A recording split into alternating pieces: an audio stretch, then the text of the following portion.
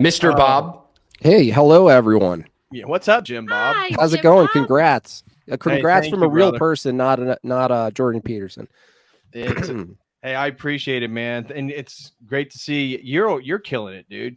I'm Everything you're trying. doing. I'm under the microscope. I have 2 strikes, so it's Oh, been you got tough 2 'cause- strikes. Yeah, I can't like keep up my streams because I don't know what YouTube's gonna do to me. Right. So I have to wait September 29th, those fall, and then I'll be saving stuff again. Yeah. Well, Oh, I don't. nice. The thing that stinks is that it's not even so much. Oh, I don't know what YouTube's going to do to me because you don't violate any of the terms of service. Yeah. You don't say anything crazy or anything stupid and like hateful or anything. It's a certain community of people that just want to silence you, Right. which is funny and ironic not because such a bad idea after all. well, the funny and ironic thing is that those people in that community, they'll tout how their person is banned from YouTube. And then if they get you banned from YouTube, I mean, shouldn't they trust you now? Right. Yeah. Shouldn't. Yeah. It doesn't. Don't expect any consistency there. Yeah. With the Right. philosophy, if you call it that. Yeah. But yeah. Thank you. It's been going good, and making it into more of like a show is cool. Dude, we can't all just yeah. talk theology. I'm not equipped to do it. But certainly having you guys on or Posh on. But people do want some more like lighter stuff, so I'm kind of going into that direction. Yeah, well, your production quality in your thumbnails, dude, all the stuff is Thumbnails, looks great, Megan. man. Megan Thumbnails. You makes do the the thumbnails? thumbnails. Yeah. Yeah, Megan makes them. Dang, she's I think killing you it. should Those call her look by her great. title. Oh yeah, Meganger or Megbomb. No, my Meg producer. Oh, my producer. Yes. Yeah. My- My producer does a great job. Like my producer, they're very hard, but they expect a lot. yeah. But, you were talking before, David, about how your other channels, how you could just do some new age stuff and blow up, or and I really related to that. How sometimes you get frustrated with the slow growth, and you put too much meaning on the growth of things. Yeah. And then you realize, well, no, you're accumulating really good following. So, Yeah. as long as your engagement's up, if you hit 200K and you only have like 30 people in your chat and there's no engagement, it doesn't matter anyway. So it's cool that a lot of these, like yourself and a lot of these surrounding channels, are actually, their engagement is actually up, regardless of their numbers, on the Right. onset. Well, you and Andrew do a great job. That's something that just talking with people who follow my stuff, and this is probably true for Father Deacon or even Dyer to some degree. Although Dyer does the impersonations and stuff while he's live, which gives an incentive for somebody to be there live. Mhm. And I asked somebody, I was talking with somebody privately, and they said, "Oh yeah, man, I love your stuff." I think this was in a one-on-one, and they're like, I always watch the replays. I never watch it live." And I was like, "Oh, why is that?" Because I don't need to. I can just, I love to watch the whole thing from beginning to end and just listen to you talk. I was like, dang, I need to do something to get people to want to be there live, because I get so many views after it's posted, where you and Andrew kill it with the live engagement. Well, you could go door to door like the 3 Mormons that just came to my door. Did you get their number? No, I said, listen, I'm live on the internet right now, okay? And I got to tell you about the cult that you're in right now, so you need to leave. Later, I'm going to be hunting a wild boar from a helicopter. I've got an AR, and he looked me in my eyes, my alpha power, and he decided to turn away. My alpha power. I turned on my alpha power. He got sucked in like a buzzard to a light. Damn good, And Alex Jones. And I'm not saying that you should. I'm not saying that you should fly right over your ex-wife's house in your helicopter with an AR. I'm not saying that. So it reminds me of a Jay Dyer story that so in what was it, July, the first week of July, we were back in California for this event, and my parents were up here in Montana at the time, so we had my parents. So he actually hosted Alex Jones at the previous house that I lived in when I was in California. It was my grandmother's house, and it was hilarious because we didn't have any internet at the house that we were staying at, my parents, because they had been gone in Montana for a while. And so it was so funny to see like Jay host the 4th hour with like all this like old granny China in the background. And anyways, It was the next street over. So Jamie and Jay and I were walking, and guess who we see walking through the streets? The JWs. And I was like, oh, here you go, Jay. Here's our chance to. I'm like, what are the odds that like Jay Dyer and myself are like in the same place and the JWs stop by? And he's like, I don't want to talk to him. And I'm like, I'm just messing with you.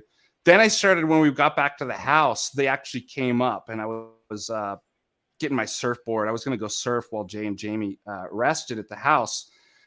And they came up, and they're like, can we? And I'm like, no, I already know everything you're going to say.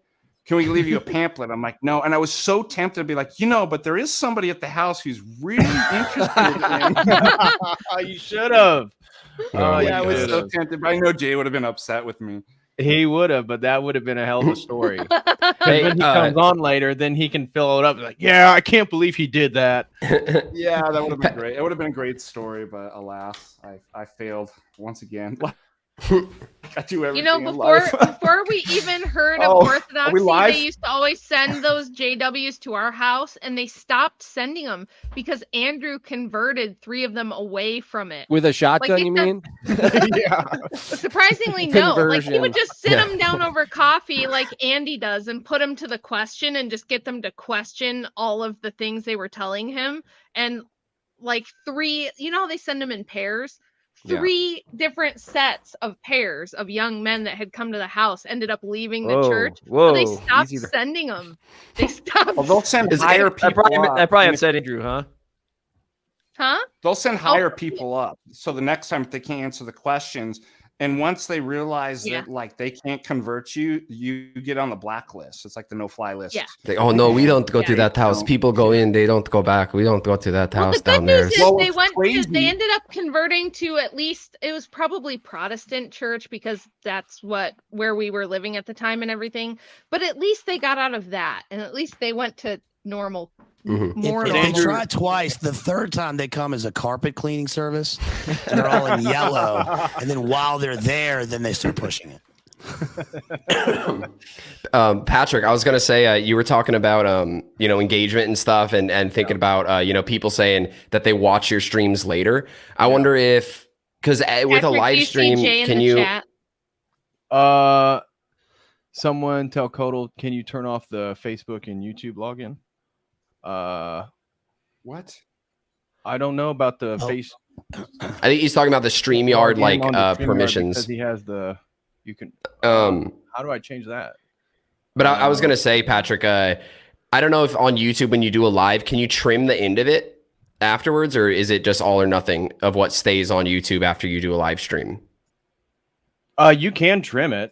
Well, if you want to, you don't have to trim it, but like, I'm not telling you to or anything, but maybe what you could do is you do your normal talk and then maybe truncate it by like 30 minutes or something, and be like, okay, like live Q&A, people can come on, you can ask questions direct about this stuff. And that maybe could be a simple avenue at the end of a talk to, I don't know, get some more live engagement. I don't know what your chat thinks about it.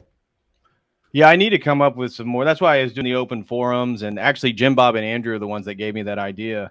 It's in settings, DPH. I'm the one that gave you that idea. Settings. I gave you that idea. I said pass it on to him. I'm responsible for Jimbob's career. Guests can stream to their own and children and happiness. Yeah, I think you unclick that. The authenticate. Yeah, I'll unclick authenticate. Okay. I don't need thanks. All right, Jay. I think you're good, bro. I wasn't familiar with that, but I just unclicked the guests must authenticate. So I think we should be good. I didn't even realize that was a setting. I didn't know we were gonna have that guy come on. I thought this was supposed to be like a celebratory, like happy kind of thing. It was supposed to be, but you're trying to produce a new show for DPH here, telling him how to edit his streams. Yeah, exactly. No, I was just giving. I don't know. He was asking. He brought it up. Anyway, so I think if you dye your hair and you just start listening to how I tell you to dress, I think things would get a lot better. Well, you told me just to wear nipple tassels in my next stream. That wasn't for a public stream. That's Governor Cuomo that does that. That was for my membership talk. But whatever, dude, it's fine. Fine. Well, I hope you stay, because this is an intervention for Jay's meanness online. So, you know what's funny is you remember Ben Cabe's There's a bunch of people schizophrenic. here that love you like crazy, Jay. You remember Ben Cabe's schizophrenic like conspiracy chart that was just connecting like you, Father Ananias, me, Jay, Rachel, and Father Turbo and Like, people that we're friends with. Why don't you just screenshot like any stream like this instead of doing that? It's like, look, I figured it out. They're all associated. Dude, that thing was wild. You sent me that It web was. he has. I mean, weird. That was wild, dude. That was intense how intricate that was. I was just offended that they thought that Patrick and Jay were the bitter misogynists because that's my grift. I am the bitter misogynist around here, okay? Like, let's get that straight. Yep. Jay, what up, bro? Hey, I've been listening to all the gossip, so So you know why we're here, FDA Jay? Do you have a been talking song about about you. that? He's all got the a song about backbiting. that. Pretty sure the Bible says something about backbiting, but Jay, we're here because we care about you, okay? And we all have stuff to say. Your actions are affecting people beyond yourself. They're affecting us. So, we wanted to get you. Are there I Zoom have a program interventions? I have a program that mutes all the haggards automatically, so I have no idea. It's fine. need This that. intervention's Can you going share exactly how I thought. You need that. It should be a downloadable freeware that everybody can install pretty easily. Excellent. Andrew will definitely be interested. Yeah. Yeah, no doubt. How's Florida, man? It's great. It's humid. We are learning the hard way that when you order things from IKEA, it's not as easy as you might think. So basically, thought we'd save money by getting IKEA furniture, and basically it takes days to put it all together. So Yeah, it doesn't come with a person to put it together for you. That's what I learned. thought there was way. like a little lover bot that comes with it that kind of hangs around and keeps you company afterwards, but I guess not. That's why you drive by Home Depot at like 8 a.m. and you can get the IKEA people there to help you put it together. Would be awesome if it like came with a little Danish, or is IKEA Danish or Swedish? A little tiny Danish man. It comes with a little live Danish Hummel midget. person. It like comes, Just got to take the pops out of mushrooms, the man. box. I thought by a Danish it meant a pastry, but it meant a literal little Danish man. The machine elves. Oh no, I'm accidentally a human trafficker again. This always keeps happening. I just slip up. I make one mistake. I was just trying to order a cabinet from Wayfair. Well, these Nikes were $3,000. I thought that was normal. Oh gosh. So, well, congratulations on 20K, man.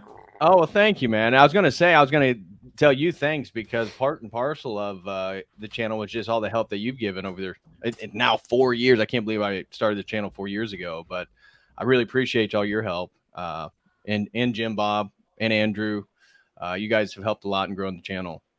Jay can't even remember when he hit 20K. It's just a memory. No, actually, it wasn't that long ago. And because Jimbob, you were on my 50K, and because I remember making the thumbnail. The thumbnail had a crazy Nicolas Cage face, and it was me and you and the Boiler Room crew.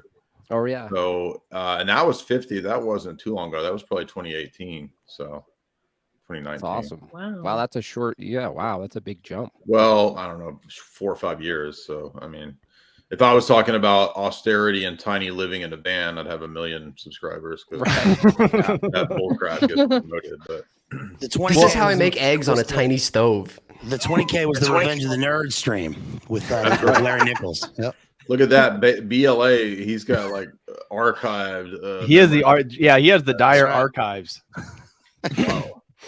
My mom told me I'm autistic, and I said, "What are you talking about?" And she said, "I don't know, nothing," and turned away. Why are you telling me this when I'm 27? Jay had This was a while ago. Jay had to sell all his books. Jay doesn't have any books left in the background. He had to sell them. His move. Well, that was all a green screen anyway. We all know that, right? Yeah, I was That's just gonna real. say Yeah, those that's were right. never real, dude. No, there's now one small bookshelf over there in the corner for down here. So I did order a flamenco. There'll be a neon flamenco back here. So yeah, I had to come up with something. And Jamie and I were talking about. He said, "Why don't you just put something Florida themed?" And I was like, "Oh, I guess that'll work." I thought to accelerate your growth, you're going to do the TikTok NPC stuff. I did it very well. Did you not see my I'm very proud of it. You mean doing it regularly as like a job? Okay. Yeah. Have you seen the guys that do Well, I it? told Jay. Oh my told god! Jay I saw my- one of the dude. Ugh. There's a buff dude that does it, and he like flexes his butt muscles and stuff. It's cool. What? Yeah. What do you? What? Does he show his face ever? Yeah. Okay. Awesome. What's his handle? I want to Chase is Trying to interested figure now. out if that's a viable profession. Oh, okay. Interesting. Yeah, Chase is gonna It's like message you for vegan the games handle. coming on the Crucible talk to later. debate, and he's like, "If you want to go see my OnlyFans," and then he flexes. He so has this depressing. horrible Canadian voice. He's and he's always depressed. He's always like super depressed. So he's like, "If you want to see my glorious body, you can go to my OnlyFans." Well, Every time, it's so great. Vegan Gains cracks me up, and I thought it was kind of funny. A couple debates back on the Crucible, he was debating someone, and I called in, and I called in like this, and I go, "Vegan Gains, just really want to thank you. You really brought the energy tonight. Everyone was up on their feet, just like cheering." And I just talked like him, like just really monotone and kind of depressed. And at first, he was all ears. he was very interested at first. It was pretty funny. He tuned right into the monotone depression. It's all that B12. You know what I'm saying? Keeping him going. When I see him, dude, I feel like he probably lactates with all the soy he eats. That's a different channel. That's the only thing. That's not for YouTube. That's the only He's fan. kind of quiet over there. Are you regretting being on the stream? What's going on?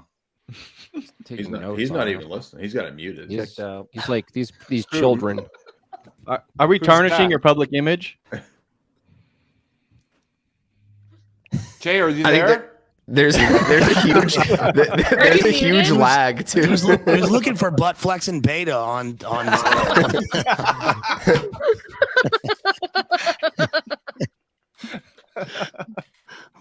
Jay, I told him the story about me getting that close Oh, to is he sending the frozen? Jehovah's Witnesses to you at the house in Orange County. Oh, when we were Who? staying at your parents. I've Yeah. been there. Wild things happen at that house. Oh, that's right. Kidding everybody. But Well, yeah, he we said had fun there. It was 4th of July. We went up on the roof, and then I guess the next day, Father Deacon said that Jehovah's Witnesses came by, and he was going to send them over there to talk to us. that's I don't remember what happened. You didn't do it. Yeah, I was just we were walking back from when you hosted Alex Jones from my aunt and uncle's the street over. Oh, and I saw them walking around. Saw them. That's right. I remember now. And then remember, I went to go surf, and they came up when I was putting the board on the car, and I was about ready to say, like, I'm not interested, but there's somebody was telling me inside that they were like really interested. Really interested in becoming. Here's his phone number. Watching me. Here's his address. Send him a lot of Watchtower literature every week. Yep. Yeah. Yeah. Well, I did. Father Deacon shouldn't be lying that he knows how to surf or anything. I got that video. Dr. Mo, he has a video of this man trying. Find that. That wasn't surfing. I That know. was skimboarding. Skimboarding. Skimboard. With a broken ankle. No. I figured I'd mastered every sport in life. I'm like, yeah, I can do this. Dr. Mo, why don't you And notice the Let's see clue if I should have get it. been I'm like sent they're to all 15 to 18 years old. Well, Yeah. there might share have with been everybody The the clue story? should have been like you never see a skimboarder. So yeah, so we were what was it, Memorial Day or something like that? Memorial Day last year. It was when Michael got 2021. baptized My in your baptism. church. And Yeah, and your Laguna Beach. godchildren. Yeah, that's right. It was a beautiful day. And Laguna what's Beach. crazy is I had already pulled my back surfing, because you think like you stop doing Surfing. something for like a year and a half, and you think you can just get back to where you're at, and it's like my muscles were bad. But anyways, we were out and we were having fun and having drinks and beautiful on the beach. It was really great. And I was just thinking about that. I'm like, I've never tried skimboarding. And we're watching all these kids. And like I said, the clue should have been, you never see a skimboarder over 18 years old. No. They're all like super young kids. And I'm like, oh yeah, I've got this. I'm like, it's pretty easy. So I went up to these kids. I'm like, I can surf, I can ski, snowboard, I can do all this stuff. Like, how hard is this going to be? And you have to throw it right at the right time when the waves are coming up, and then jump on it and stay on. And I ate it, and I was trying not to fall. And you can see in this video that I'm trying to pull it together, and I eventually fall, and I land right on I broke my wrist. It was messed up for like a really long time. I got the video right here, actually. Yeah, yep, hey, we're gonna watch it. I have it on slow-mo, so it's like 25 seconds. So the slow-mo is about 5. It was so great that you put it on slow-mo, yeah. It made it a little more action-packed. And the kids, when you came up to the kids, and I don't know, you guys, we were probably 4 or 5 mimosas and 4 shots of whiskey in at that point. It was tequila. Mimosas. Bottomless. He doesn't remember. Doing a beach. No, there was. We were with all the wine. It was moms. a bottomless. I was gonna say, like, it sounds like a Lady mimosas, Oprah book club. They had just finished drinking their mimosas while they finished chapter 3 of Eat, Pray, Love, and so naturally they went to the beach. And then we went to skimboard. Went to skimboard with the little kids. Yeah. Okay, here then we go. They had some mint juleps. I'm not gonna play the audio, but here is whose hair is that? What's her hair? Here's the slow-mo. So he's running. He's like, "Oh yeah, I can definitely do this. I can That definitely." surfer, that other guy knows what's happening. No. Oh, the kid knew. The kid loved it. The kid knew instantly. Look, it's over right there. Oh no! Oh no! So you can see me trying to recover. I'm like, Oh man! Oh man! Yikes! Ouch. All we heard was that he should be walks your back. alert. Yeah. So right after that, you see the kid smiling. He walks back and hands the skimboard back. He's like, "Oh yeah, I think I can get it." And he turns to me and Michael. And he goes, "I think I broke my wrist." Yeah. Dave, Whatever happened with that? Should be your membership Whatever alert happened to my videos. wrist? Yeah, you all healed up. Membership alert video. he walks back over to them. He looks at Patrick. He goes, "Did the kids think I looked cool?" Yeah, the whole time. Yeah, he's like, "Okay, cool. Let's go." Are to the they hospital." converting? Are they converting? Yeah. Is that Rob Snyder? What's up, fellow kids? And he takes the skimboard. Hey, can I try that? Well, it's like Arrested Development. Remember that scene where there's a guy that the dad always has that dude stage like an accident, and his hand comes off, and he's like, "And that's why you don't skimboard after mimosas, right?"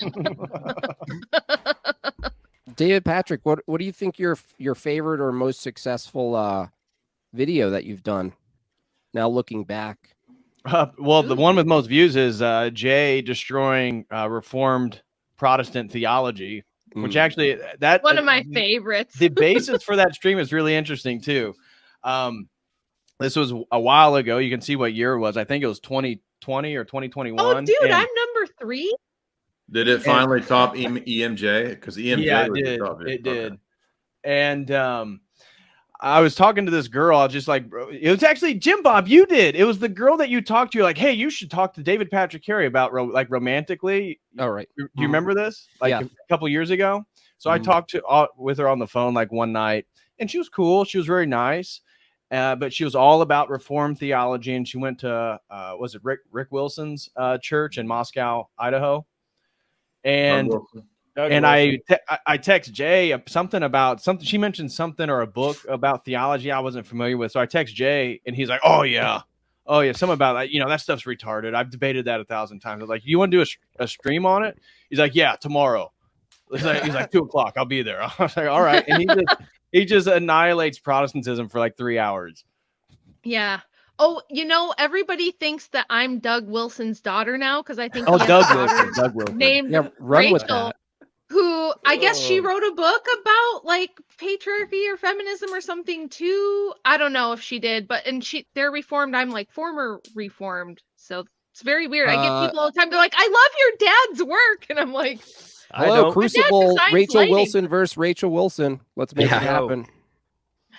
Yeah, let's do it. I'm down. Doge Wilson. That should be his name. I'm He should have like a looking at Bitcoin. Doge Wilson. Your Bitcoin. most popular videos, Patrick, are with Jay, and then I'm number 3. You guys, that's crazy. Dang. But How did that happen? But I don't have tons of views. I don't have a single video over 50,000. Really? Look, you're looking at it. I'm number 3,300 on that stack. Nice. No, I think you're up there. I think you have some that are up there. Where's that reform Don't video? you? Because when I just click dropped the link. popular It's in the chat. videos, it Go has the to intake. live. Hit live and then most Oh, popular. Yeah, if you go to his live and then hit popular, it's Yeah, right at the top. that one's 42K. Yeah, it's 2.5 hours long. Did people call into that one? No. At the end?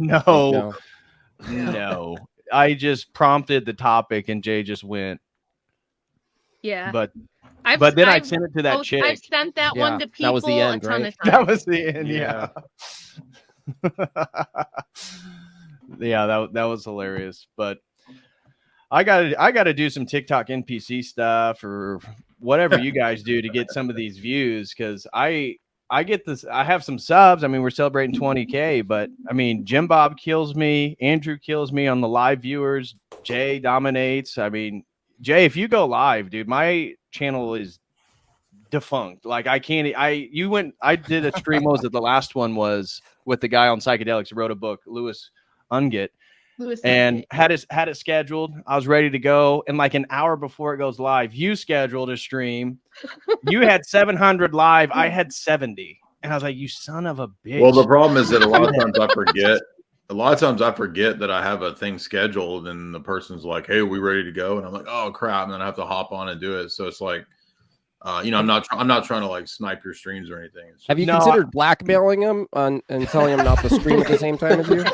Well, Jay, last time we were hanging out in June, Jay was telling me about his secret of how he grew his channel and stuff. And basically, it comes down to this entity called Ball that Jay was telling me about. And maybe Jay could talk more about this and how BAAL. And then he kept bringing up Mammon.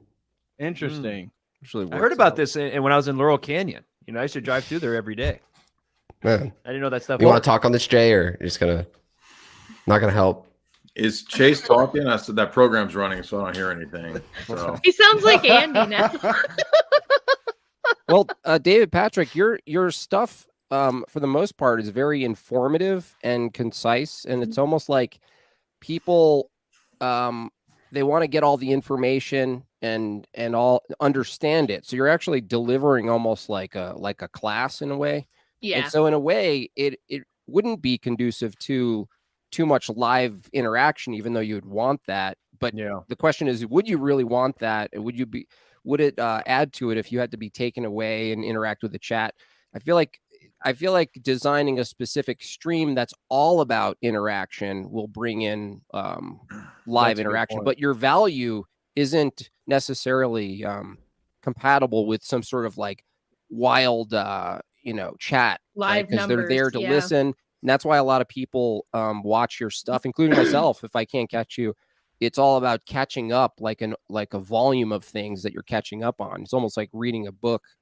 And so maybe designating a specific stream where it's all interaction with the audience and having people on or whatever. But yeah, that's kind of a strategy for this next year or so. I want to do more of the open forums like you recommended.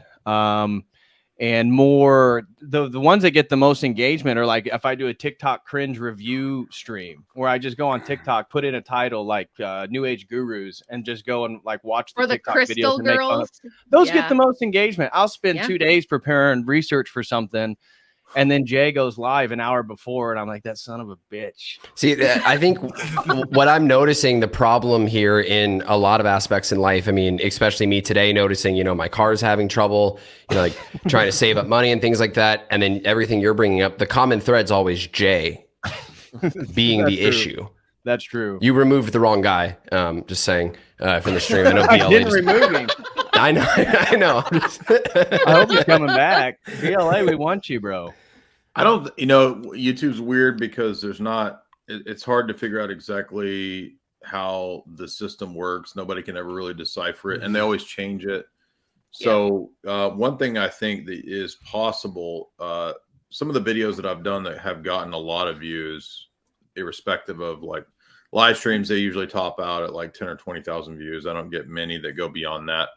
But the algorithm, for whatever reason, favored the 3 videos that I did, like top 10 reasons I'm not Protestant, top 10 reasons I'm not Roman Catholic, top 10 I'm not atheist. The algorithm has really promoted those to where they're like 70, 75,000, and they keep being promoted. And I never get that on a live stream or anything like that. So all of the commonality with those is that they're all 1080 and they're all 40 minutes long. So I think the shorter amount of time, I tried to pack a bunch in. For whatever reason, the algorithm liked that. I'm not saying it doesn't like long form. I just think that it kind of tops out because if you look at, how long people will watch your streams, like when I look at the stats, it's like the maximum, like most people are there for like 20 minutes and then they're out, right? That's the max. Same. Mine's usually right. Yeah, I think that's pretty much probably for everybody. So like I've been uploading my 4th hour of Voldemort, and those get about the same as the live streams. They get anywhere from 10 to 20. So it's like, it seems to be the sweet spot is like the 40 minutes for a lot of views, or maybe even 20 minutes for a lot of views. But I have a clip that has 242,000 views on Andrew's Crucible Limited channel. It's a 30-minute clip from that debate I did with Nina. If you guys have ever seen that. Yeah. And it's just me like asking her if she could like go out in an ice storm and put the power lines back up. It's that clip. And that one, for whatever reason, it just triggered the algorithm and it went nuts. And I think it's what Jay's saying. It's like that right in that time frame. It's got certain buzzwords, tag words, or whatever. How long is it? Algorithm likes 30 minutes. 30 minutes. It's a 30-minute clip from like a 2-hour debate. Yeah, it's Rachel Wilson School's Feminist on Why Women Can't Do Men's Jobs. The other thing too is that on my channel, since I've been demonetized since 2018, there's no advantage for me other than to get views by doing the short form content. So for me, I might as well do a live stream because that's the only way I'm going to have any super chats, right? So there's no ad revenue for anything else. Do you know why they did that? Do you remember? It just doesn't make sense to me. What? Demonetize you? Like, how did that? Yeah, I know. Yeah, it was an old boiler room where I said TRANNY. Oh, that's and it popped up in 2018, and my channel's been demonetized ever since. Wow. Okay. That makes sense why you spell the words. I need to be more careful about that. Mm-hmm. No, it's not just Jay's autism where he. No, actually, I'm just trying to remember how to spell. So. Yeah, he's working on that. Trying to work it out in my head.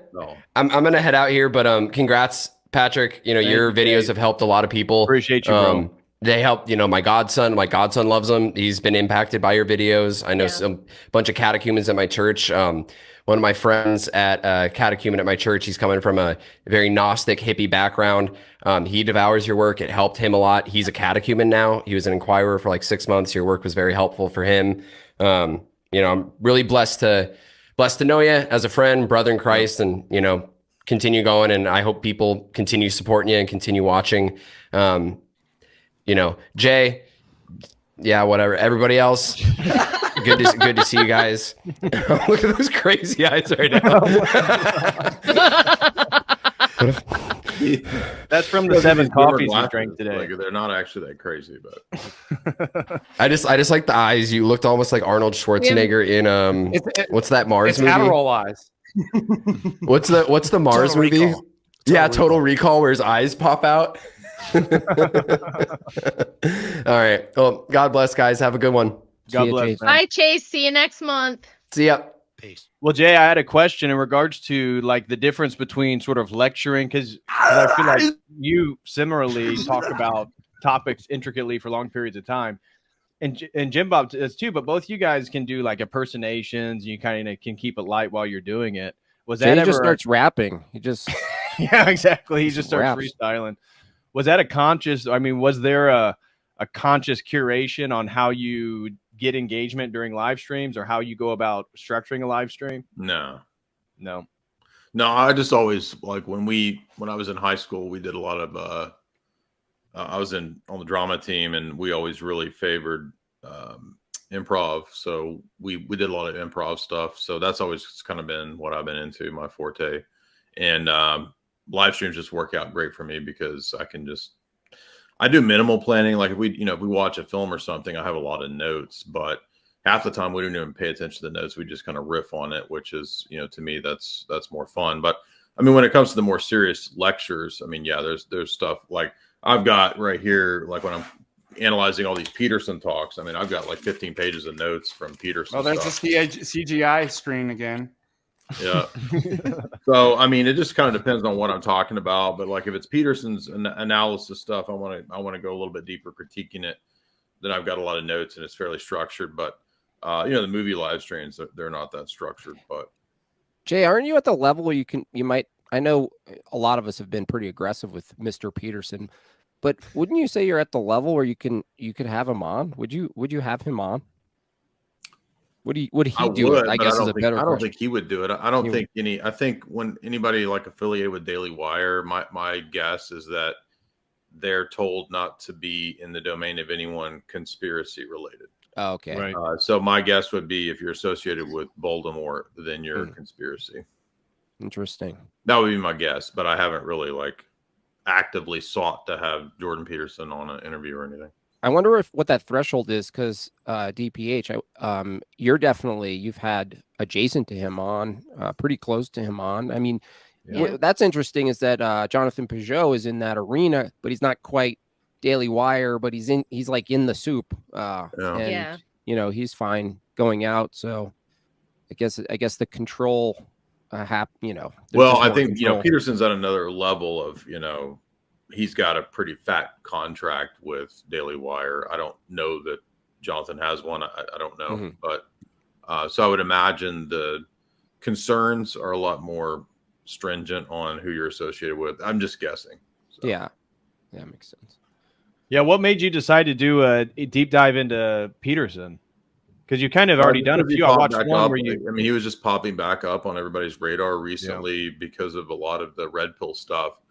People, Rollo was critiquing Peterson, and so I thought, well, I've never actually watched his lectures. I never watched the Bible stuff. I never watched Maps of Meaning. I never watched the Psychology of Personality, and so I thought, he's not going away anytime soon, so I might as well be, familiarized with the course, at least one or two courses. So. It was just something I chose to kind of work through. And actually a lot of what I was reading in different books was also kind of tying into some of the stuff that he was covering, like Carl Jung and whatnot. So. Yeah, I've been watching your critiques and stuff and knowing you, at least, back in the day when we first met, you were pretty brutal. But I'm watching you, I'm learning to be less brutal. Like you can be sharp, but you don't have to I'm kind of a dick when I'm critiquing someone and then I just get mad.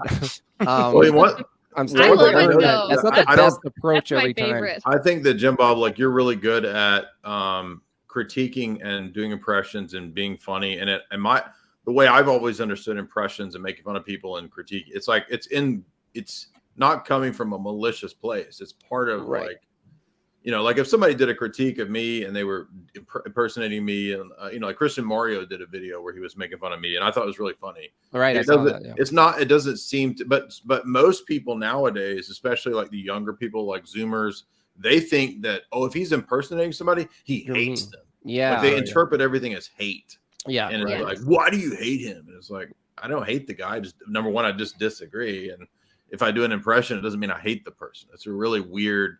Everybody's super sensitive. You know what I mean? Yeah, I get that all the time. All the time. I mean, why do you hate yourself? Why do you hate all women? Why do you hate? Yeah, I get this. Well, you do hate women. You hate. Impersonating means you hate. And it's like, even if you sit there and explain, well, actually, I agree with a lot of these points. Yeah, but you still hate them. You know what I mean? The other thing is that if you criticize somebody, the only motive you could have for criticizing is that you're jealous. That's another annoying thing. It's like, oh, you're critiquing Dr. Peterson? Oh, somebody's jealous, right? Right, exactly. So why can't I mean, I can appreciate the things that I agree with, but why can't I critique these other classical liberal ideas I disagree with. Hey, so I have a question speaking about the Zoomers, because I find them fascinating. There's a lot of good virtues about them too. And but one of the things I try to use in class when teaching philosophy, humor and comedy, and it's in part just kind of an experiment. I'm trying to figure out their psyche and what they find humorous and how to teach in a more effective way. And they're strange on humor. It's really, really weird. The things that they think are funny versus not. And then also, I just get shocked, especially because I'm a Gen Xer. And as a Gen Xer, whether we liked it or not, we knew every generation's movies and music, right? Yes. Mm-hmm. And yep. I was making a reference the other day, and these were some, even older, maybe even going into millennial, and I referenced Julia Roberts' movie Sleeping with the Enemy. Never heard of it. And I was like, how is that even possible? And aren't all of us the same age except for Patrick? I don't know, Dr. Mike, what your age is, but I think I'm all the older rest by a of us month. are... Yeah, he's okay, 1 month I think older than me. all the rest of us, I think, are born within like the same year-ish. I was born in 1980. Well, basically, what are you? 1980 right here. 1980. Yep. Yeah, I can speak to this, Father Deacon, about the Zoomers. I can speak to this because I deal with them every day, and they. Tell them about your viral clip too. By the way. Yeah, we'll get to that. We'll get to that. Well, I'm keeping it separate, but it kind of speaks to this, which is that somebody took a video of me at the end of class. Like, I play music, and somebody asked me to play some music, so I played this rapper, and it's like a 3-second clip. You can barely see me in it, but it went viral, like for here, mega viral, and I got recognized in real life yesterday out in town by some 20-year-old. He was like, "Ain't you that guy?" And I was like, "Yeah, that's me." And he was like, "You famous?" And it's because somebody tagged somebody, and then they tagged the rapper. But like with the humor and with the references thing, it's like you got to count on the fact that they haven't seen the film. They don't watch movies. And what's funny is that, like, when we were young, older people would say, like, you got to stop watching TV, right? It's going to rot your brain. And people now, especially boomers, will say that to them, and they're like, what TV? They don't watch television at all. If they watch anything, it's on a phone screen. And humor has to be like very quick. Like, if it's not funny in 3 seconds, then they have no idea what it is. And they don't get the references because, they have access to everything at any time instantly. So it takes out the searching for things. That's what I thought too. And the internet's tail. So I knew it was connected to the internet, because when we grew up, you had, like, later you had cable TV, but like everything was, you didn't have the options to choose, and they couldn't hone in. You had the radio, right? And it just played all this stuff. So you didn't have this kind of choice.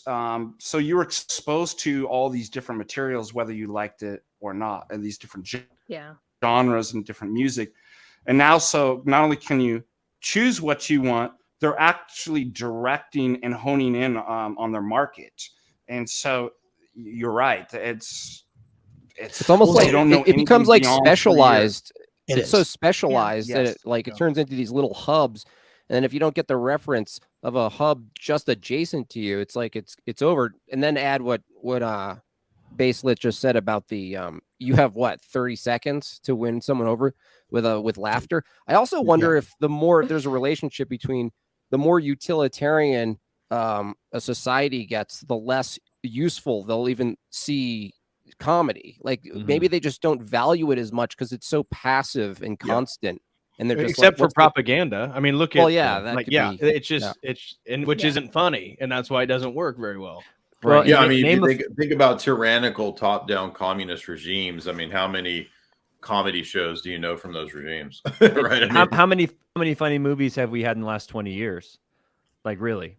Like I can't a good Very comedy good. like maybe super bad. Yeah. Like we had Sandler, we had Eddie Murphy, we had and just go back. It's comedy's been part of American culture a long time, and these last 10, 15 years it's all woke people scared to be funny. Like there's some new stand-up My that, like kids Chappelle's like going the that now. older stuff. My kids now are starting to like the stuff that Andrew and I watched growing up, and it's so weird because my oldest is 22, my youngest is 11, and the difference between the two, like just in that 11 years is insane. Like what the oldest one thinks is funny versus what the youngest one thinks is funny and what they're all into. It's weird having like this span of children within this time frame because I can see how much things have changed just in this decade, right? Just based on what they're into and what they like. And One of the things I noticed going to Europe, just real quick, the Zoomers, you could see cultural differences when you went to Germany versus Greece versus America with the older generation. But one of the things I noticed that anybody that would, to me, that appeared to be Zoomers had the same type of like 80s style jeans, the same Air Force Ones or the retro New Balances. Didn't matter where you were. It's like the social medias have created a global culture. And I think that most people just haven't realized that people that age are participating in something that is unifying different language groups, and they're buying the exact same stuff. Kids are always going to have their own language, their unique way of saying things. But it used to be local. It was like local, and then it was maybe your state. Like California, people would talk differently from on the East Coast. And then like things like MTV and stuff, it kind of started to, unify that. But you're right, now it's completely global. And in a way, a lot of the stuff, it's, it isn't their fault if they don't know any difference, if they don't know any better, right? I mean, music, if somebody didn't make a song within the last 6 months, they fell off, it's over. But they don't know any difference. They, and they do have, there are good quality, a lot of good qualities to like younger people. And one of those that especially older people don't know is that like when the Corona stuff happened and there was all the lockdowns and everybody had, they had to stay at home and all that. Kids came to classes at work. So they didn't go to school because they weren't allowed to go to school, but they went to work, and they would be on a Zoom call, like stacking shelves at wherever they worked, or, listening while they're at, McDonald's, but they're still in class and they still try. So I see that as, they do the best they can and try and, get along, and they don't really complain about stuff. When they can complain a lot, but most of them don't really spend time complaining, which I think is, it's pretty good. The other thing too, that's a virtue about them. First of all, there's hope when you do expose them to stuff that they haven't been. They're actually open to it, which is nice. So they're not completely, against, being exposed to other stuff. They just had the way society is and the way that we live today, that they just haven't been exposed to it.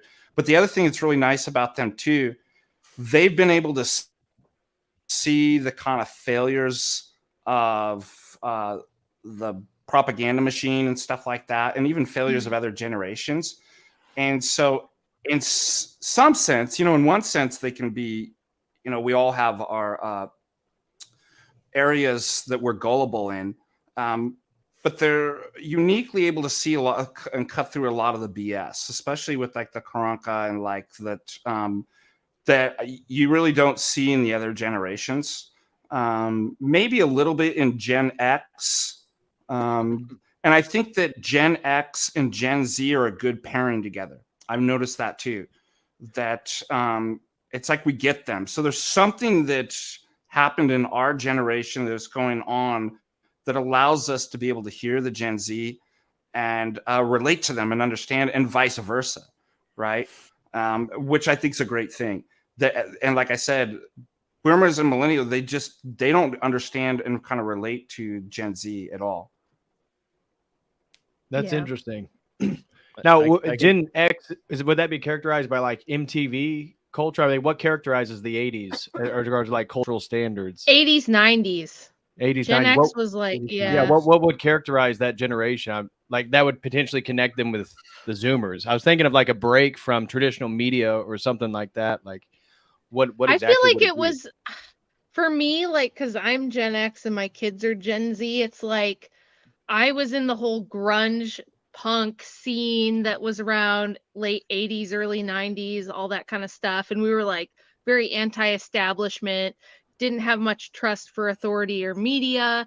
And my kids have grown up in this era of like, you know, the Karunka stuff and the lockdowns, and they don't, you know, with the how do I say this on YouTube? The process by which our leaders are chosen. Do you know what I mean? Like that everybody is kind of they don't buy it at all. They're just like, you know, they're like, that's all a dog and pony show. And I feel like millennials still kind of believe in that.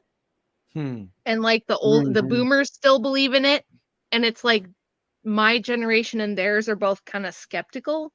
I think it's like a skepticism and like a rejection of authority type of a thing, which is a little ironic, I guess. But the Woodstock 99 documentary that's out right now is a good illustration of that. Have you guys seen that? Yeah. Yeah, I saw that. Yep. Yeah. I remember being super into that stuff back in the day. Well, and how much of that, like for me, I grew up no social media till I was like 18, right? No cell phone until I was like 16. So in those developmental years, the millennial, a lot of them had this weird shift, right? Where the extras grew up like without a cell phone. You guys knew directions.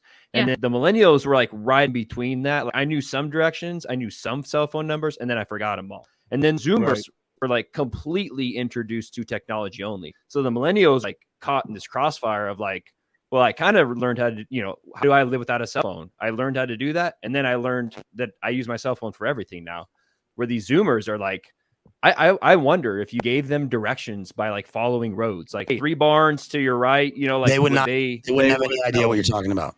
Yeah. Nope. I actually look at the generations like it's almost like you can't separate a generation from the tech. So I try to look back and go, okay, there was a generation and that generation all shared, let's say, what the Walkman was. Now, technology at the time didn't shift. There wasn't like a Walkman 1 year and suddenly a cell phone.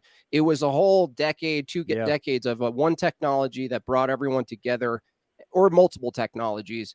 Right. And that you could actually look at the technology and then define the generation that way, which is interesting that they name technologies with the terms generation, right? The new generation of this phone. But then what happens, and I haven't like really fully exhausted this, but as the tech gets better and smaller and cheaper, and the generation of tech comes out faster and faster, it's almost like you can't segment the generation anymore the same way we did in the past, like as a chunk, like, oh, I'm the generation of the record player, and then there's the Walkman, and then there's this phone that comes out, and now the generation, it's like, can we even point to what a generation is right now if we were looking at it through the lens of technology? And I don't think we could.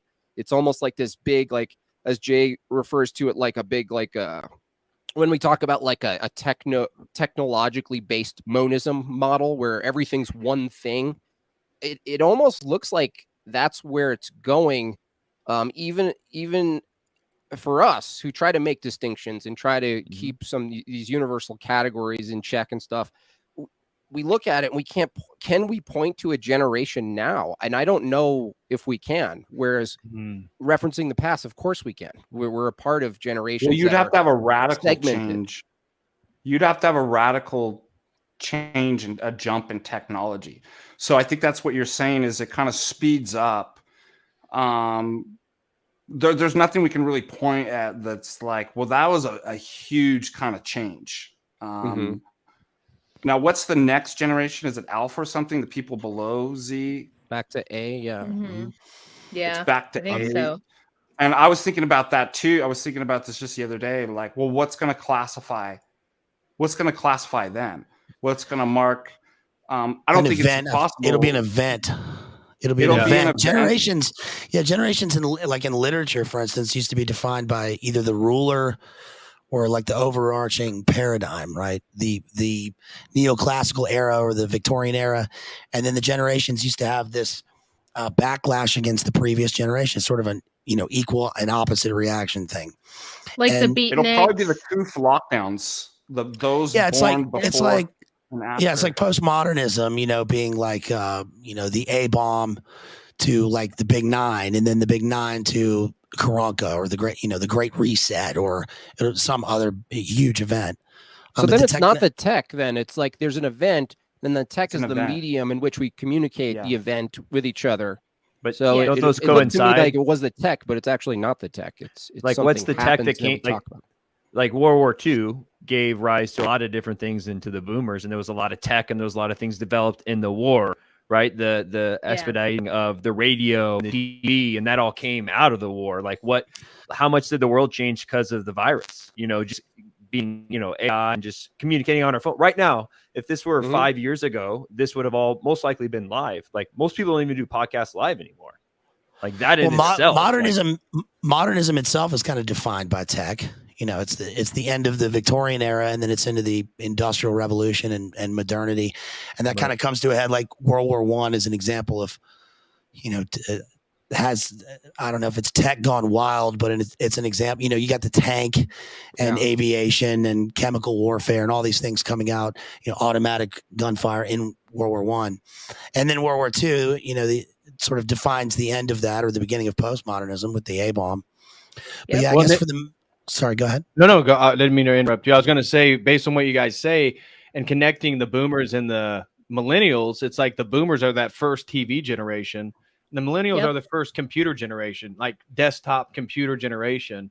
Yes. And then the Xers and the Zoomers are sort of in between these two crucial points of transition where, the Zoomers, they're the smartphone social media generation, but that's like the miniaturization of the computer and a repackaging of it. Yeah. Yeah. Look at who uses the various things, right? Like, TikTok, for instance, Zoomers are TikTok. I mean, that's how they define things. That's and how Snapchat. Like my nieces, they do Snapchat. Yep. But boomers also love TikTok, though. They love scrolling TikTok. Just the infinite scroll. I feel like people my age, I don't know if, I like never go to TikTok. I just don't have any interest, and that's fine if people do. I just, it's whatever. But Zoomers also, they're on YouTube and stuff, but like Facebook they're like, what? They don't care about that. Whereas boomers love Facebook. They love it. Yes. By the way, if you look at these things that you're talking about with the technological shifts, so like World War I, right after that, you see radio, but you also see the end of like kingdoms and the beginning of nation states as like the predominant thing, right? And then you go to World War II and you see right after World War II, we switch to TV, the boomer generation, and television. And you see more of this like UN globalist stuff coming in. And then my kids, when I do homeschool with them, we do a little section on like the Big Nine event and how that impacted things, because my oldest daughter was like 6 months old when that happened. And Andrew and I can kind of look back to that and see that as like a dividing line in our life of like before that and after that, how the world was completely different. If we talk to them about what life was like for us in the 80s and 90s versus after that, it's totally different. And so we kind of teach them about how that happened and the propaganda that was going on, and how the technology shifted, and how now we have this national security state that was ushered in by that event. So you'll see this big event along with a certain type of technology, and it ushers in like a new era and a whole new mindset along with a new culture. Do you guys kind of agree with that? Yes. And one of the interesting things with this is how quickly people Jay's talked about how like being, boomer is a mindset in many ways. And it's interesting how 1 minute you're young and old people treat you in a certain way, and the next minute you're the old person talking about the young people in exactly the same way. And I was wondering, are we boomers? I was gonna say I didn't want to ruin it for everyone, but I was like, is there a neo boomer, and is it us? And we're just like, hey, we're talking about this stuff, and the kids are like, I'm told every day by my kids that I'm a boomer. Just so you guys, if you want to know what it's like to be 43 do you know and what have I a 22-year-old child, yes, I'm constantly told I'm a boomer. What's that? Here's another great thing about being a philosopher. I just tell people I transcend those categories, right? Like I can actually give an objective analysis of all generations. Why? Because I have a PhD behind my name. That's why. That's why. And because but we there were is all some truth born to that. We were all born in the So, last millennium, so we're ancient, you know. Yeah. Right. What I'd also be Right. curious But there is on the pattern. You were born in the 1900s. Oh my gosh, you're so old.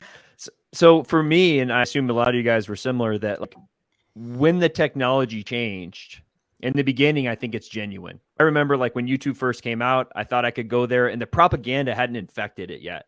So how much does that play into the radio, the TV, right? Once, you know, the powers that be can see this and be like, huh, or whatever degeneracy can tap in and use it for its own agenda. Like I remember watching David Icke, 2008, and whatever, he may have had his agenda, but I don't think YouTube had affected it. So I had a YouTube channel that was banned in 2018. Like I was banned before Alex Jones, completely banned. Like I was talking about the uranium deal. This was pre-Trump stuff. And I talked about some other kind of weird things, maybe 200 subs.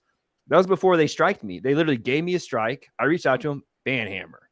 And at that point, this is, again, before the Alex Jones thing really happened, before he got banned. It became like YouTube's been infected. Like we're saying, they have an agenda now. And how much of that affects a generation? Like what's the agenda of the powers that be? And then how do they inflict that on the people within the generation? And there's a different way that happens via every generation. I don't know if that makes sense. Father Deacon, what were you going to say? You said there was a truth to the fact that philosophy transcended the generational trap or whatever. Yeah, do you remember? I was thinking about this the other day. I mean, it doesn't mean it's sufficient, but like it can certainly equip you. I was making, this was maybe like 4 years ago. I was making criticism of music, contemporary, particularly like rap music. And somebody had actually said, and it was, I think they were like right on the cusp of being a boomer.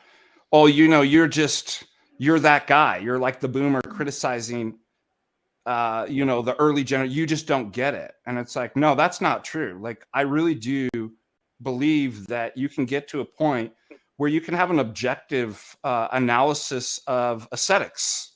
And I remember when I was at Thomas Aquinas College, I thought I was repulsed by the fact that they said this. But looking back on it, it was actually true. There was certain music that I actually liked. And I thought I really had subjectivized it. It was so subjective. I like it. But, when we were going through and we were studying music theory, we were studying, the ancient Greeks' thought on, symmetry and mathematics and aesthetics throughout the cosmos and stuff like that. And there really is an argument, objectively speaking, to be presented on that. And so they said, well, the reason why the good music doesn't sound good to you and the bad music sounds bad is because your soul's disordered. And I was like, these jokers, they were absolutely right. And so these things aren't subjective. I'm not saying some stuff isn't, but generally speaking, I could, and I was just giving you like this BLA. I was just going through with my class last week about and kind of going through some Aristotelian arguments on art. And I was referencing literature, and it was really good. They knew a lot of literature. And so I was like, well, what makes something good in terms of literature, telling a story or something like that? And I just broke it down into these kind of objective categories. And it goes all the way back. We traced it back to even Perseus and Medusa and stuff like this. Like, what's going on in this story? You have a common theme running through all of this. The true, the good, the beautiful, the virtuous, and then the other categories, the profane, the ugly, the false, the vice, right? And you want into a story or music, if you want to get good art, you want to represent, right? Art's a mimesis, right? An imitation of nature at the higher levels, because these categories, it's not like, oh, I'm just looking at something and imitating whatever the tree that I see. At these levels, especially at literature and poetry and stuff like this, you're supposed to be imitating the higher levels of the transcendentals of truth, beauty, the good, and these different things. So what happens if, just like the tragedy, you're supposed to take the guy that made the mistake, relatable enough so you can see yourself in that person, and then see in the reversal that like all the bad stuff's happening because they made this bad mistake, right? You're not in the tragedy, supposed to sympathize. In the tragedy, you walk away and feel pity and fear, right? And I think that, and I even brought this up in the 80s cartoons. Remember G.I. Joe? And I mean, heck, we even had Davy and Goliath. Oh, Davy, I don't think that's a good idea. Everything was like a very clear moral. And I'm like, in that sense, it's good art. Why? Because you're not sympathizing and wanting to be the villain. It's clear the virtuous and the good person, you want to actually imitate yourself and become like that. And the villain, it's like, well, it isn't worth going that route. Now we don't kind of have that. And really in music too.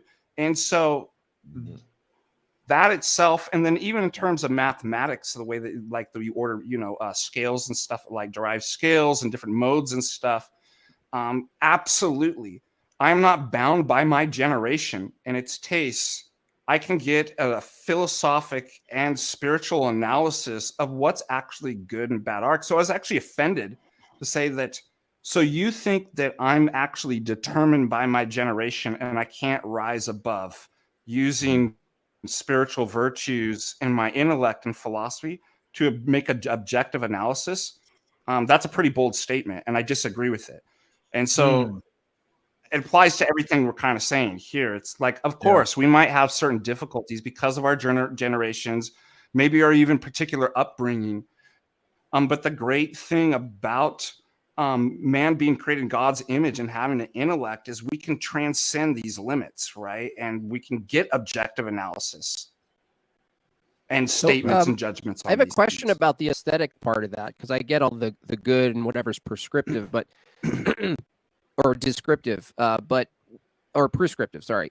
But the aesthetic part, are you saying that aesthetics, like if there is a good, obviously anything that's upside down and twisted, even if you find value in it, the reason you find value is because it necessitates a good standard, even if it's an upside down version of it. So like, for instance, something that's beautiful to one person, let's say from this paradigm, is because it's trying to reach some higher standard, godliness, or it's like a way to like venerate God. But someone who doesn't have that paradigm, if they say like Picasso or something is beautiful, what you're saying is that even them saying it's beautiful appeals to some standard, but they're not appealing to the preference. They're not appealing to the ultimate standard in their preference. But it's upside down. But it's and this is Plato's argument, is that the very fact that two people are having a disagreement about what's actually aesthetically pleasing or good proves that there's some type of objective form of the good. What's in dispute is whether what I'm saying matches the form of beauty. But the very fact that you're having a conversation, can understand each other, is exactly your argument. It presupposes already to have that conversation that there is an objective standard for the good, the beautiful, etc. So absolutely. But it doesn't mean Dadaism is good on its own, like some rejection, like this impulsive rejection of all norms and all structure and stuff. But on a higher level, it is kind of a good. And I had this experience. I was going to ask if that relates to your state of your soul. School. Go ahead, Father. Sorry, there's about how you judge. Absolutely. I mean, part of this is what we would call both virtue ethics and virtue epistemology, is the ability to get things even intellectually correct in whatever category. And it could be even a judgment about aesthetics. turns out has something intimately to do with acquiring virtues. So becoming a virtuous person allows you to see things as they really are. Mm-hmm. So absolutely. So it's like what are your thoughts? And I discovered this. I was going to say, what are your thoughts then on something like the Joker phenomenon, where so many people are finding this a beautiful film highlighting the sort of nihilism? Is this due to the sort of postmodern turn that we can see the sort of downward effect philosophy has on culture, in the sense that people are, you know, like, how does this work with the disordered soul, with our understandings of objective aesthetics and beauty, when it seems like the play on contemporary films is to demonstrate the ambiguity between like the prototypical hero of Bruce Wayne and the Joker, and who actually do you align with? Who do you sympathize with?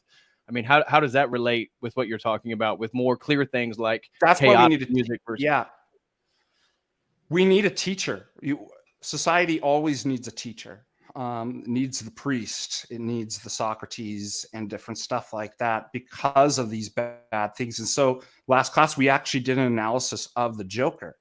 And so it's interesting, much like kind of like I used reference the portrait of Dorian Gray, right? I just continue this whole theme of the like making oneself ugly and allowing tragedies. I even saw this in Medusa, for example. A tragic event happens to Medusa, right? She's defiled, and then by Poseidon, I believe, and then she's cursed, right, and made ugly, which to me was a theme of like, there you go. That's such a great book, isn't it? What is that book and again? so I wanted to link these kind of categories. That was the portrait of Dorian Gray. Dorian Gray. Right there. Oscar Wilde. Yeah. And so we brought up the Joker. So the Joker, again, possibly we could use this. I don't think the film by itself could lead students and viewers in the wrong way, because like you're saying, all these Z generation kids identify with the Joker, right? Why? Mm-hmm. Because the world's unjust. He's got a bad deal. Yeah. Now I said, then the teacher needs to come in and provide an analysis of what's actually, and clear things up. So what I said is, we all have bad things that happen to our life, right? We can relate to the Joker, but you have a choice. You can either, the scripture says what men intend for evil, God intends for good, and you can be a Christian, and you can take what's good, bad, and make something better out of it, and you can redeem it. Yep. This is what God's doing, and this is I part of snuck theosis, that into right? my Take Tucker the thing. evil, or you can become like the Joker. What does he do? He allows himself to become a monster. And I said, look at his face. Right. Look. He literally lets it transform him, and you don't want to become that, right? And you have a choice too. And so you have these moral categories that actually take an anthropomorphization, whether it's in the Medusa, whether it's in the portrait of Dorian Gray or something like that. It will make you ugly and you will die. It leads to death spiritually and these different things. So to answer your question, Patrick, is that they need a guide. They need a teacher that can properly assess, so that it doesn't let the art just, or maybe even the artist is, and the writer's intending the wrong thing with that. But we as Christians can take that and be like, no, see, now let me shed light on even perhaps a bad piece of art and give a moral message and guide them in the right direction. So I think, do you think there's a guide always present, or do you think we're in a position where there's no guide, and so it's people appeal to like the art itself is the guide, or the culture is the guide, but there's no like you can't point to a single guide in this modern culture. It's sort of like this machine unfolding. I wonder if the absence of the guide itself at least in our country, seems like a liberating position to people, where they're like, this is fantastic. There's no guide. It seems like absolute freedom, right? Right. It's like Burning Man. It seems like the contemporary period's marked by the discontinuity with the past. Whereas maybe previous generations, like you guys were saying, well, I knew what my parents listened to. There was a continuity between generations, but it seems like right now that's the whole promise, right? Is the breaking of the tradition that was to create something totally new. And so there's like, it's almost marked by this discontinuity with what was for something what will be. What do you? Yeah, and the media used to be a guide, like you said, Father, that the previous generations would encode the moral of the story into it. That was like you couldn't separate the moral and it made of the it story so from obvious, the work. dude. Like, right, yeah, right. they would end with the, like, whether it was He-Man, the cartoons were great back then, right? He-Man, G.I. Joe, Davy and Goliath, right? They always ended with like the moral message, right? That it's like, in case you didn't get it, here is stated. Yeah, we don't have that at all. No, Well, it's and like how much of that comes to a dirty noose at this point too, when you're trying to talk about an objective beauty. People see profane, like what's it, Doja Cat, this new YouTube video where she she's dressed up like a demon. Yeah, I mean, we're celebrating profane because we don't have this guide, which, right, we do have God's law written on our heart, but we celebrate the profane, we celebrate the tragedy, we celebrate the victim, and we don't have we have the church, but we need more of that to bring people back. And maybe that's what I was highlighting, is the discontinuity is marked by the absence of God in culture at all, even a sort of general Protestant Christianity in America. I mean, it's gone. And so there is no guide inside the culture itself anymore.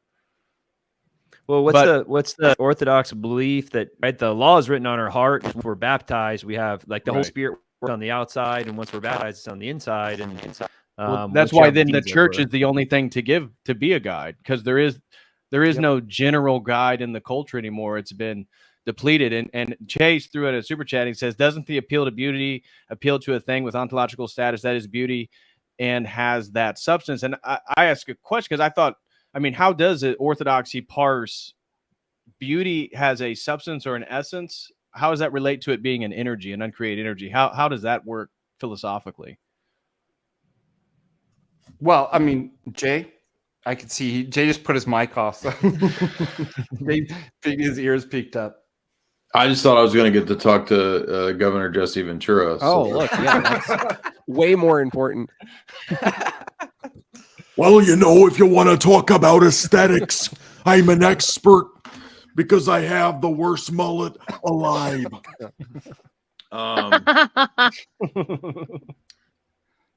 Well, but they are. They're. I mean, Chase makes a we great say point. they're. Yeah, go ahead. Go ahead, Jay. Chase makes a great point with that comment, because I think most people don't have any concept of metaphysics or ontology. So when they think of the beautiful, it's only in respect to emotivism. And believe it or not, of all people, Ayn Rand actually has a good book on aesthetics, and she just applies the principles of Aristotle to the arts. And she has a really good critique of how the arts became degraded through identifying good art or the beautiful with emotions and emotivism. So when that took over the arts became primed for, propaganda, for Congress for Cultural Freedom, using it as a means of social engineering, all that kind of stuff. Yep. But I think Chase is hitting at the essence of the question that, Plato would ask, which is, well, when you talk about the beautiful or the good or the true, what are you actually referring to? It's got to have some kind of real referent, or else you're in a purely subjective status, which makes it meaningless, basically. So then Plato's obviously concerned with the status of that transcendent object or that transcendental. So I think in orthodoxy, for us, they relate to one another. They're not identical. There's actually a problem in Thomism that when you identify all these as synonymous, basically there eventually is there's no distinction between being and the good. So all that exists is also identical to the good. But that's why you need distinct energies. And there's a book that Umberto Eco wrote when he ceased being a Thomist, and it was a book about Thomistic aesthetics and how if you identify all these things as synonymous through absolute divine simplicity, you really have no way to distinguish the being and good and beauty. They're all basically the same referent for a meaningless ADS blob. So orthodoxy has a unique position with the energies being actually distinct realities. They're still one, but they're also really distinct. It's a one and it's a both and it's a one in the many situation. Those are that's in the Palamite synods, that you have to believe that they're distinct realities. So the way this relates to aesthetics is that there's different types of goods. There's different types of beauty. There's created beauty and there's uncreated beauty. There's created good, there's uncreated good. And the created good reflects the uncreated good. It's an analogy, analogia. This is all throughout the church fathers, that there is a valid cataphatic analogia. They're not one-to-one. That's why it's an analogy, right? So we don't identify the created with the uncreated. There's not a one-to-one correspondence. It's a reflective analogical predication. So there's a lot of different ways you can go with this, but long story short, Chase is right that modernity, since it lost the notion of the transcendent post-enlightenment, obviously the arts and aesthetics are going to be affected by this as well. And even though I just kind of dissed Thomism, medieval Latins actually had a pretty good way to parse out how you could tell good art from bad art. And so Aquinas talks about, which I think he's correct in this point, that true beauty has to correspond to harmony, symmetry, order, form, proportion. All those things have to be there for it to be good art. I mean, he's probably talking mainly about like visual arts there, but I mean, the principles would apply to literature and written arts as well. So I do think there's gray area though, which I guess reflects Jimbob's question, which is, well, so if I appreciate something dark, does that mean my soul's disordered? I mean, not necessarily, because, for example, Flannery O'Connor is great literature. I think universally accepted as great literature. Not that it's true because it's universally accepted, but it just is. And she, you know, her stories all contain usually pretty dark and grotesque elements. I mean, even scripture has the grotesque. It has dark elements. So I don't think that even if one liked the Joker, I think it would depend on the reasons why one liked the Joker. I mean, when I saw the film, I could appreciate it on certain levels as a critique of society and basically being black-pilled. But I could also see it being an expression of nihilism. Like, there's no point. It's all nihilistic. Right. So I think some things are kind of unclear. It's not hard and fast as to whether, because I don't know what, I forget the guy's name, but I don't know what his intention was with the Joker. Was he just trying to be black-pilled and nihilistic? Probably. But you could still perhaps appreciate elements of it without appreciating the whole thing. I mean, David Lynch's stuff it tends to be somewhat demonic and dark, but I think there's interesting spiritual elements to it that one could still derive from it. So I think there is basic ideas for what I would agree with medieval aesthetic theory and Thomism and whatnot. But there's also, I think, areas of flexibility with, you know, can I appreciate a really weird satirical story? Yeah, I think so. But then also, last point would just be that Ayn Rand's actually correct that modernity, leaving behind metaphysical principles that you find in Aristotle or Thomism, like order, proportion, harmony, symmetry, all that, when that's lost, when metaphysics goes away, now the only thing left is, how does the art make you feel? Right. And that has dominated the art world ever since probably the 60s. Jay, I had a question. Does orthodoxy reject what do you call it, emotivism, that like you know, ethical statements or whatever, and then aren't really propositions, they're like emotional responses to something? We don't there's not a negation of the emotion. So an ethical proposition, whether it's in art or literature or oration, might include an emotional aspect. And so, but we don't want to be led by that. Isn't that just like, you know, charismatic church? Would you say that's kind of like this weird form of the same problem? Yeah, it's a great analogy. Yeah, like, so in charismaticism, it's God's presence, the theology, all that's subordinated to how I'm immediately feeling in the worship service. Or I'm actually identifying the presence of God with the emotions I'm having during gay praise Jesus.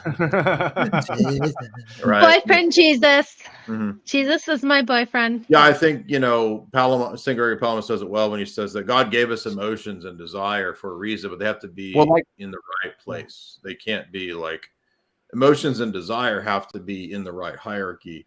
You can't have that as like the defining characteristic of everything, because our hearts are deceptive. They could be misled. Right. Yeah. That's what I was just going to say. Like every heresy, whether theological, ideological, or philosophical, they're putting the right things in the wrong categories, things in the wrong place, right? Where they take some, obviously emotions are good, the intellect's good, and you even see this with the virtues, right? But if I put the virtue in the wrong place, for example, let's say temperance, or what's another, gentleness or something like that as a Christian virtue, when somebody's attacking and killing my family, then it's a vice.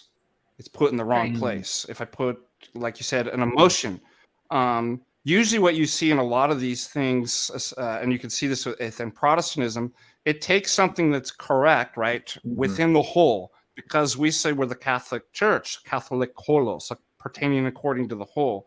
You take it out, and then you absolutize it as if it were the whole, or it's the first principle of all things. So if that's emotion, then you get charismatic. If it's the intellect, you get scholasticism. You have all these. Exactly. Yeah. That's yeah. really I think so you guys might not know this, but when I was growing up, I was like an art prodigy. I had a full ride scholarship to art school. Prodigy. I know. Hey. So wait, you had a shave? Well, you know what? Your head was shaved? You had a shaved head? No, we didn't do that back in the day. Back in the day, I was just like a normal grunge punk rocker chick who went to art school stuff. But you wore Doc Martens then. Doc Martens. I totally did. Yeah. Totally did. I had the flowered dress with the Doc Martens, and I played guitar, everything, the whole 9 yards. But there we go. I went to enough art school that I realized all the other art students were like deeply depressed and like hated everything, and I didn't fit in because I was too happy. I was always like, "Hey, everybody, what's going on?" And they were like, "Life is pain." So it didn't work out for me. I didn't even go to art school because I was like, what the hell am I going to do with a fine arts degree? Like, I don't even know what I'll do with that. And I did do a lot of like painting and stuff after school. Like once I graduated, I did a whole like commission series for this really wealthy guy. And I've done a few other commission projects and stuff. Like Jimbob and I probably really get along well on that level, being like visual artist type of people. But the thing about it growing up was like the stuff I loved like Rubens, and I liked the realists, and I liked people who could take something really realistic and reproduce it in a way that was like hyper realistic or like transcendent to the realistic. And so growing up during the grunge era where everything was like heroin chic and very dark and everything, like on the one hand, I could kind of appreciate some of it, but on the other hand, I was like, I couldn't ever really get myself into that mindset of like life is meaningless, everything is pain, the suffering and all that stuff, because I'm like a happy person. So it's like I was in this weird limbo in between generations, and I think that's why it's interesting for me having like the range of kids that I have, the different personalities and the different perspectives that they have, right? Like my oldest ones remember Vine before it was like TikTok and all that stuff. They remember like Vine and stuff. And then the younger ones are like, what's that? That's stupid. I watch TikTok, and I like this stuff. And they don't even have the same sense of humor, like the older one to the younger one, but it's fun watching them interact because they'll find overlap. So I think every human being, regardless of what generation you're in, you're trying to find what your meaning is. You're trying to find some kind of compass. You're trying to find some sort of anchor. And there are transcendentals that help you do that. But the way that the pop culture is right now, it's like the dominant stuff is very satanic, and it's all about shitting all over whatever is transcendental, right? Like that seems to be the dominant thing right now. And the good thing is the white pill is all 4 of my daughters who are around now are like, they all see that for what it is. They all get it instantly. They all see that and they're like, no, I know what you're doing there. Doja Cat dressed like a black demon in her latest video, or those sort of things. Like my youngest is the biggest Jamie Hanshaw fan on the planet, by the way. She loves her stuff, and it's not anything that I trained her or taught her to do. She just sees it for herself, and I don't know if it's it's Andrew threatening her at night. That's so funny because he's like the sweetest, gentlest dad ever. You guys would all laugh so hard because he's just such a sweetie pie with them. But she just, I don't know if it's being homeschooled or what it is, but it's like she sees the stuff and she picks up on it. I don't have to say anything. Andrew doesn't have to say anything. She knows exactly what's going on. That's right really away. Cool. So when we went to Nashville and she met Jamie, they just talked it up because my youngest one was just like, oh yeah, I totally get it. I know this pop star and this pop star. You got to look into it because look at her cover art. Look at the symbology. And I'm sitting there. I had no idea she knew this stuff. I'm sitting there like just as flabbergasted as everybody else was. But I think that they're not like BLA will tell you to. They're not as dumb as you think. They catch on to a lot. They get a lot more than you would think. This youngest generation, I think. I don't know. What do you guys think? Is it better that it's obvious? Like we have a culture that the Satanism and all this under it's right upside down there. Stuff is so clear, explicit. or is it makes a worse culture? But if it was very ambiguous and under the radar and subtle, like I don't know if one is worse or they're just different. But the subtle one would have its own problems, navigating it. Like, it's like, thank you for being obvious. Like you have a big, demon head on and you're upside down and you're doing all, your tongue's like, and we're not wondering. Now the sad thing is that, like you were saying, Michael, is that if the noose is clouded, you don't see it. It doesn't seem obvious. That's your new subtle, but not for someone.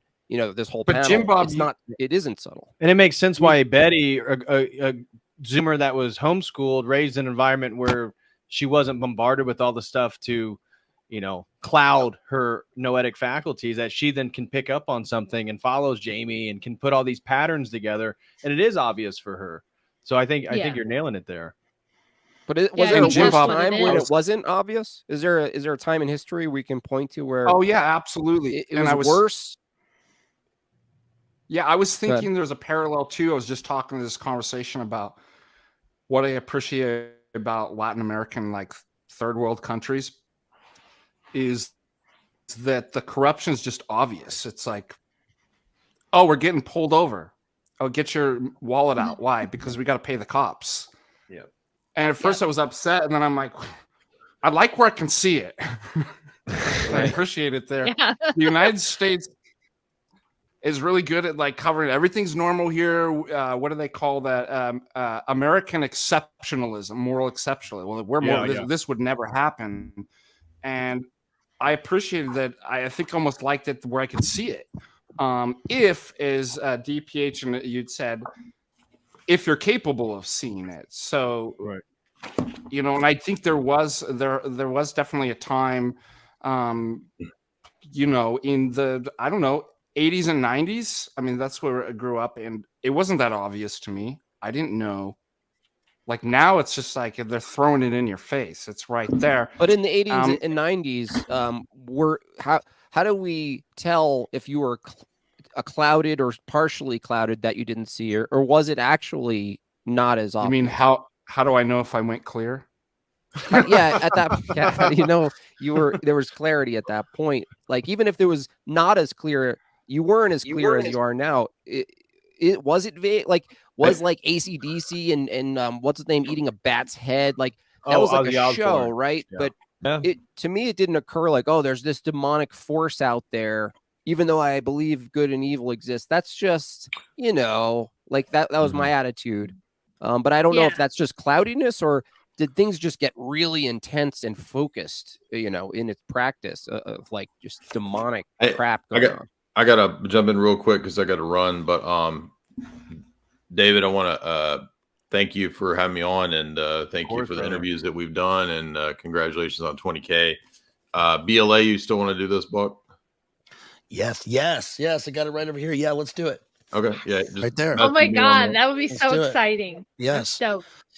All right, Island of Dr. Moreau. You guys have all right later, Jay. Thanks, brother. Appreciate it.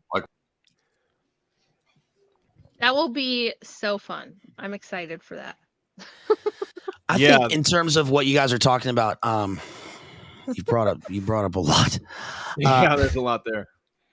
I think that in my opinion, I think that art in any medium is really about two things. It's one, the questions that the artist is always trying to address, the thing that they're trying to convey, even when they are not, is there are two really, which is our relationship with God and our relationship with each other, right? It's always why are we here and what do we do while we're here? And even the works of art that are specifically dark, like you said, Father Deacon, they address that issue. I mean, like Paradise Lost is a great example of this. It's the English epic poem. It's the national epic poem. And the main character in the poem is Satan.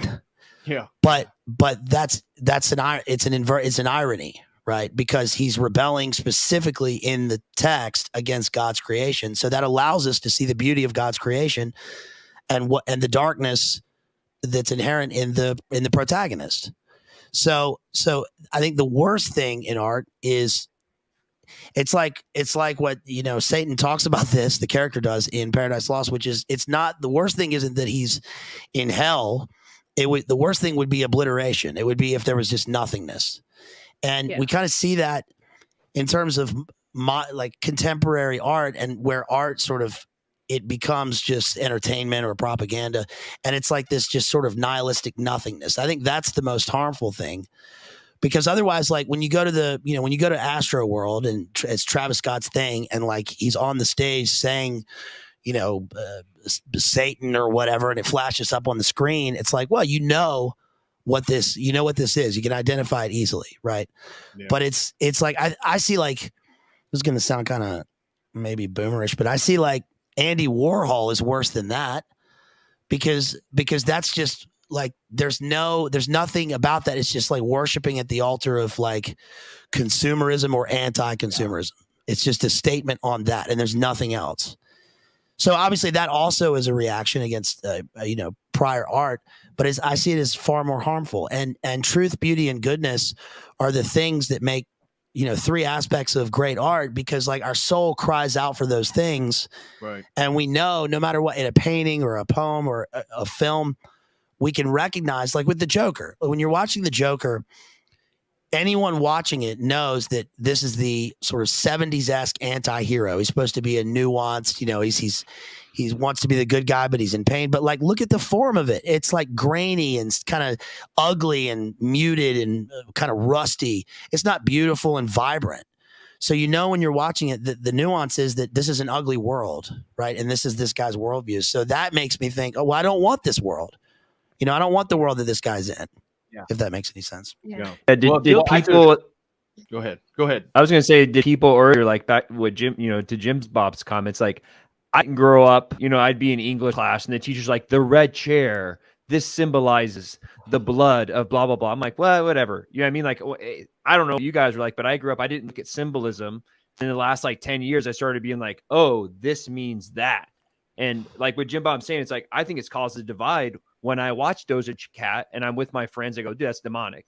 And 20% of them are like, yeah, dude, I get it. And 80% are atheists. They're like, well, God doesn't exist, so it's not really demonic. You're just being a conspiracy theorist. Like but you're right. It purposefully is that. When you see Doja Cat, like she's a ghoul and she's got horns, and like that's she's like she looks like the incubus, right, or the right. Succubus or whatever, Yeah. But like that teacher who told you that they got to provide context, right? Like that's true if you're reading. There's a poem by William Carlos Williams. It's like the modernist poem. It's 8 lines. So much depends upon a red wheelbarrow glazed with rainwater beside the white chickens. That's it. And the like joke of him writing the poem is that you argue about the symbolism, but the poem has no symbolism. It's just the thing itself. He said, no ideas, but in things. That's modernity. That's the bullshit. It's that they're not even thinking. Right. That's the bullshit of it. Right. They're not even thinking about it, trying to figure it out. Well, that's why like The Wasteland, T.S. Eliot and The Great Gatsby, The Wasteland is The Wasteland. The Great Gatsby has the Valley of Ashes, and Paradise Lost has the Abyss. So it's like there's like you were saying, DPH, like there's a divide between the old world and the new, and like and they see themselves as like they've crossed over to this place where everything is broken. But when that happens, like you can see the old things across the valley. You can see the city rising. But in a poem like that William Carlos Williams poem, it's like that's all there is. And that's a valuable poem because of that. Right. But it's not a beautiful poem. Right, because it lacks transcendent dimensions. If the point is just to explicitly state that which it is, it lacks true beauty, goodness, and truth because it never transcends the thing to connect with those realities in the first place. Right. Go ahead. That's why I always say what Jay was bringing up, or Jimbob, whoever. Sorry. Go ahead. The emotivism and stuff like that. I might have started like that, but once you get, especially into like the 60s postmodernism, there's not even bad aesthetic. Like you quoted Warhol, I'm thinking like Duchamp, right? It's like now it's a urinal. Yeah. Like it's just like all this kind of, now it's a commentary on a commentary about functionality and like it's completely moved out of you in the sense of trying to invoke emotion or anything like that. It's the thing. It's in a way, it's the thing, and it's just empirical data, and I live according to what I see right there, and then that makes me feel something, and that's it. So if it's the first example of that, then maybe that can be considered great art in terms of what we can. It's not great. It's not beautiful, but we see that that's a contrast against, the other stuff. Otherwise, it just becomes fad or entertainment.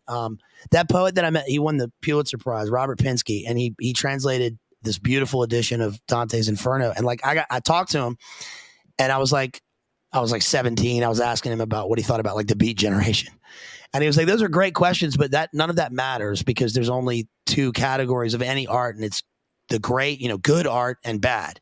And the bad art is there's so much, almost everything is bad art. And there are just few examples of good art. It's the canon. So how do we, how does an artist build on, how do they express this stuff? Well, first of all, they build on the canon, right? Like William Carlos Williams wrote iambic pentameter for like most of his career as a poet, right? So he built on the classics. But then he had any artist like has a voice that they mimic somebody else or whatever, and then they build on it, and then they have their own voice. And Rachel, you were talking about when you were at art school and like all the people were like, emo and stuff like that. And that's like level one because they're mimicking those things, and they think that an artist has to be depressed and sad. And many of the great artists died young or whatever because they gave their life to express this stuff. But the fact is that for them, that's just.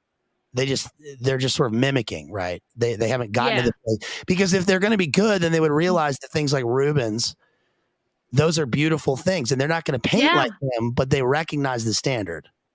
Right. And the thing that I hated about postmodern art was it was basically saying, excuse my language, everybody, but it was basically saying, fuck your transcendental, screw your continuity across time, screw this common human experience and all the things that, from 6,000 years ago to now we all have in common. It was like a total rejection of all of that and kind of a rejection of humanity. And it's the arrogance of thinking like, oh, I'm different, right? Mm-hmm. I'm above all that. I'm beyond all that. I don't care about all that sort of, stuff that we have in common, the universal experiences and all that.